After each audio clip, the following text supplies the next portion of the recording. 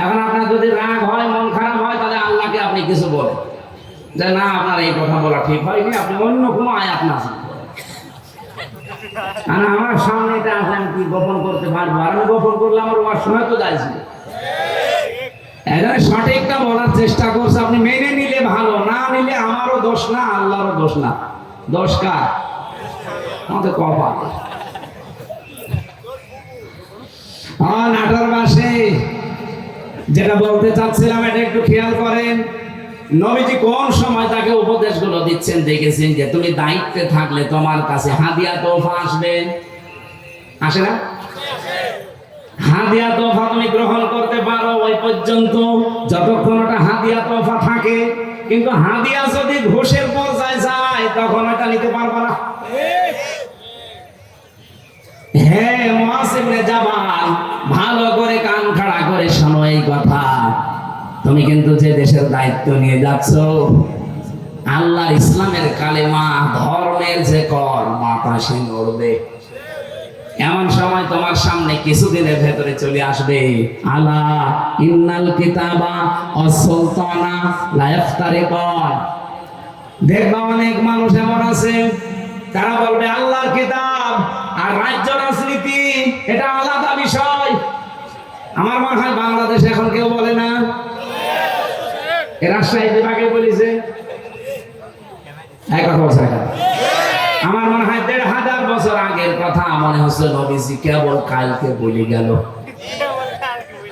আলা ইন্নাল কিতাবা ওয়াস সুলতানা লা ইফতারিকান। জেনে রাখো কিছু মানুষ এমন সময় চলে আসবে যারা বলবে আল্লাহর কিতাব, কোরআন শরীফ আর রাজ্য রাজনীতি এটা আলাদা। তোমাদেরকে নির্দেশ দিলাম ফালা তুফারিকুল কিতাব, কখনো আল্লাহর কিতাবের রাজনীতি থেকে আলাদা হবে না। এই নির্দেশ কার? বলেন নাকি আমি নির্দেশ বানাচ্ছি? বলেন আরবি বাংলা যদি ভুল হয় আলেমদের জিজ্ঞাসা করছি, বলেন বাংলা ভুল হচ্ছে? সাহাবী বললেন হুজুর এরকম একটা কঠিন সময় যদি আমাদের সামনে চলে আসে কি করব? তখন আপনিও তো থাকবেন না আমাদের মাঝে, আমাদের তখন কি করার আছে? তখন নবী ওই ঈসা নবীর কাহিনীটা উম্মতকে শোনালেন। আমার তো মনে হচ্ছে বাংলাদেশে এখন ঠিক সেই সময় এসে গেছে। এই পৃথিবীর কোন চোর চাই যে গোলা ধানের গোলায় চাল তালা মারা থাক? বলেন বলেন। কোন মানুষ চাই চোর যারা, তারা কি চায় যে আমের বাগান কেউ পাহারা দিক? চোর যারা জীবনেও তারা চাইবে না যে বাক্সে সিন্ধুকে টাকা পয়সা সোনা গয়না আছে ওটা তালা মারা থাক। ওরা তো সব সময় চাইবে যে মুখ আগলা থাক। এই পৃথিবীতে যদি সত্যি তারা আসল চোর, তারা কখনো চাইবে না যে এই দেশে যারা ন্যায় পরায়ণতা কায়েম করতে চায় এই মানুষগুলো ক্ষমতায় যাক।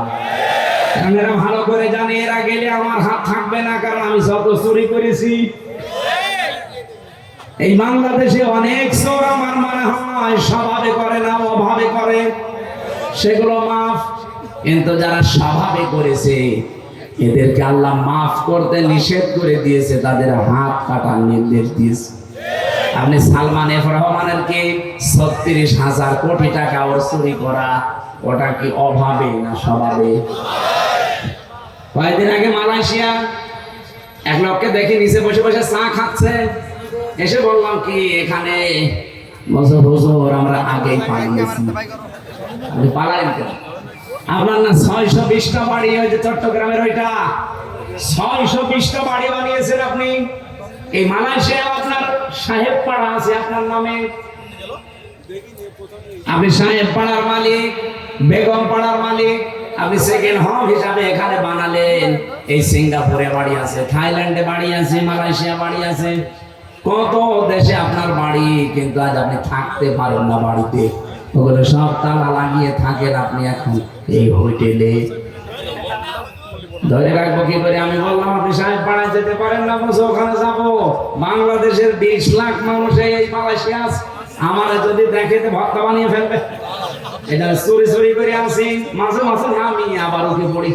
কি জীবন জেলখানার মতো হয়ে গেছে। কয়েকদিন থাকবে ভাবে একদিন না একদিন তো আপনি কারো সামনে পড়বেন। আমার সামনে যেমন পড়েছিলেন, বছর দোয়া করি, হ্যাঁ? আপনার ঘরে দোয়া আসবে। 620টা বাড়ি বানিয়েছেন আপনি, তা বাবার টাকা দিয়ে যদি বানাতেন, সব তো জনগণের টাকা। এগুলো কিন্তু চুরি করেছে অভাবে না কিসে?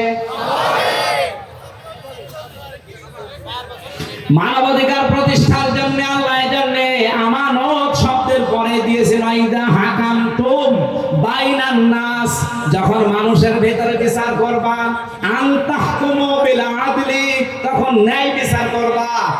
ও বাংলার মানুষেরা বারবার এটা আমরা ক্লিয়ার করার চেষ্টা করছি, এই দেশে যতদিন আল্লাহর বিধান আমরা মানুষের ভেতরে কায়েম করতে না পারবো, ন্যায় বিচার শুধু ওয়াজের দ্বারা সম্ভব না। এইটা আপনার বুঝতে যত দেরি করবেন তত ন্যায় বিচার পেতে দেরি হয়ে যাবে। নবীদের মিশন এইটাই ছিল, 3 নাম্বার নবীর মিশন ছিল দিন যেন জমিনে কায়েম হয়। এখানে আমার খুতবার ভেতরে এই কথাটা ছিল, অনাশাহাদু আন্না মুহাম্মাদান আবদুহু ওয়া রাসূলুহু আল মাবউসু ফিনা বিল হুদা ওয়া দীনিল হক লিইয়ুযহিরাহু আলাল আদিয়ান। আল্লাহ পাক বলেন, এমন নবীর সাক্ষী তোমরা দিলে যিনি আমার মান্দা এবং আমার রাসূল, যাকে আমি দ্বীনে হক দিয়ে সত্যের বিধান দিয়ে তোমাদের ভেতরে পাঠিয়েছি। কেন? লিইয়ুযহিরাহু, এজাহার মানে এখানে বহু আলেম আমার মনে হয় জিজ্ঞাসা করলে এজহার মানে বলবে স্পষ্ট করা না।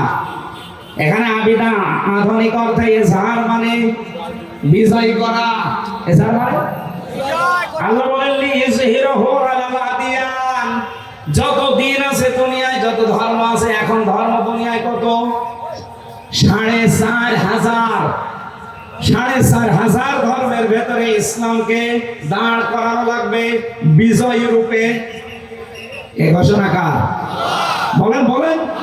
আর ইসলামকে দাঁড় করাতে হলে নবীজি যদি 13 বছর মার খাওয়ার পরে 10 বছর কোরআন দিয়ে রাষ্ট্র চালাতে পারে। কিছু মানুষ বলে হুজুর 13 বছরের কথা বলেন, ওই 10 বছরের কথা বলার দরকার নেই।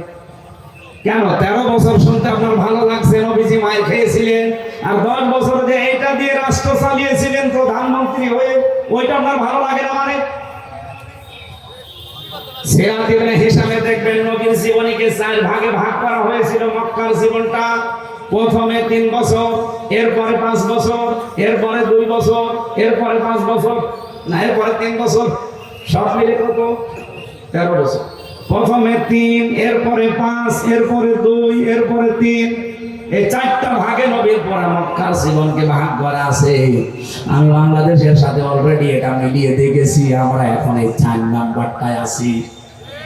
এই কথা বলে না?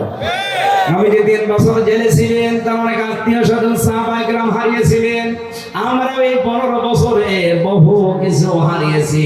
3 বছর না 13 বছর আল্লামা সাঈদীর জেল খাটা হয়ে গেছে। সুতরাং 13 বছর পরে নবীকে যদি আল্লাহ 10 বছরের বিশাল একটা সাম্রাজ্য দিতে পারে, আমাদের সামনেও 15 বছর যেহেতু পার করে ফেলেছি, সামনের 10 বছর আসবে কোরআনের হাতে ইনশাআল্লাহ। কথা বোঝেন? সূরা শুরার 13 নম্বর আয়াতের মাঝের অংশে আমি পড়েছিলাম আন আকিমুদ্দিন। অথচ আয়াতটা নাযিল হয় মক্কায়, এমন কঠিন পরিস্থিতি যেখানে পা রাখা পর্যন্ত সম্ভব না, সেখানে আল্লাহ বলছেন আমার দিন কায়েম করো। এখানে বাংলাদেশে যেহেতু 4টা অবস্থা আমরা পার করে ফেলেছি, এই মুহূর্তে আহ্বান জানাচ্ছি নবীর এই 3 নাম্বার মিশন আর ভীষণ। ও বাংলার মুসলমানেরা, এখন সব ফরজের বড় ফরজ আল্লাহর এই জমিনে আল্লাহর দিন কায়েম করা। এখানে কেউ মত পার্থক্য ফতোয়াবাজি করবেন না। সুতরাং দিন কায়েমের কথা বললে যারা ফতোয়াবাজি করে, মত পার্থক্য তৈরি করে, যে না ওরা আকীদা খারাপ, ওর টুপি বড়, ওর টুপি পাঁচকলি, এরকম কথা যারাই তুলবে মনে করবেন এটা রাসূলের শত্রু, এটা মানবতার শত্রু, এটা তাওহীদের শত্রু। এই কথা বলেন না কেন? এতটুকু আল্লাহ শেষ করেননি, কাবুর আলাল মুশরিকিনা মা তাদউহুম ইলাই। হে নবী, আপনি যদি দিন কায়েমের জন্য মানুষকে ডাকেন, সবচাইতে বেশি খারাপ লাগবে, অপছন্দ করবে এই কথাটা মুশরিকরা। আমি তো দিন কায়েমের জন্য আহ্বান জানাই, আপনার খারাপ লাগে কেন? আপনার মন খারাপ হয় কেন? আপনার কাছে রাজনীতি মনে হয় কেন? আপনি কি মুশরিক? বলেন। হ্যাঁ, জানি আপনাকে আল্লাহ পছন্দ করেনি। এই জন্য আয়াতের শেষের অংশ এটা, আল্লাহু ইয়াজতাবি ইলাইহি মাইয়াশা। দিন কায়েমের কর্মী হিসাবে আল্লাহ সবাইকে পছন্দ করে না। আল্লাহ যাকে ছাঁটাই করে দেয় সে বাদ, আল্লাহ যাকে বাছাই করে, নির্বাচিত করে, পছন্দ করে, নির্ধারিত করে, এর যে দেবা শব্দ আছে। আল্লাহ যাকে পছন্দ করে তার দিনের কায়েমের জন্য কর্মী হিসাবে তাকে আল্লাহ পাক এই দিন কায়েমের জন্য নির্বাচিত করে নেয়। ওয়াহদি কাকে করে? মাইয়াশা। ওয়াহদি ইলাইহি মাইয়ুনিব, যে লোকটা আমার আল্লাহর দিকে মন থেকে ফিরতে চায়। আপনি কি আল্লাহর দিকে মন থেকে ফিরতে চান? যদি ফিরতে না চান, জীবনও আল্লাহকে আল্লাহ দিনের কর্মী হিসাবে আপনাকে কাজে লাগাবে না। আল্লাহর অত দায় পড়ে যায়নি। এই দেশে ইসলাম কায়েম না হলে আল্লাহর কোনো ক্ষতি আছে? ক্ষতি আপনার, ক্ষতি আমার। কারণ জীবনের শেষ দিন পর্যন্ত এই কাজে নিজেকে জড়িয়ে রাখা, এটা নামাজ রোজার চাইতেও বড় ফরজ। দলিল সূরা হিজর 14 নম্বর পারা 6 নম্বর পৃষ্ঠা, এটা মানে 6 নম্বর লাইনের শেষ নাম্বার আয়াত, সূরা হিজরের 99 নম্বর আয়াতে আছে, ওয়াবুদ রাব্বাকা হাত্তা ইয়াতিয়াকাল ইয়াকিন। ওই দিন পর্যন্ত ইবাদত করো যতদিন তোমার কাছে ইয়াকিন না আসে, মরণ না আসে। এজন্য সব ফরজের বড় ফরজ। নবীদের জীবনের শেষ মিশন আর মিশন দিন কায়েম। সবাইকে আল্লাহ দিয়ে করাবে না। যাকে আল্লাহ নির্বাচিত করে, ছাঁটাই না করে, বাছাই করে রাখে, তাকে আল্লাহ এই কাজে লাগাবে। আল্লাহ আমাদেরকেও যেন ছাঁটাইয়ের ভেতরে না ফেলে, বাছাইয়ের ভেতরে আল্লাহ ফেলে দেন। বলেন আমিন।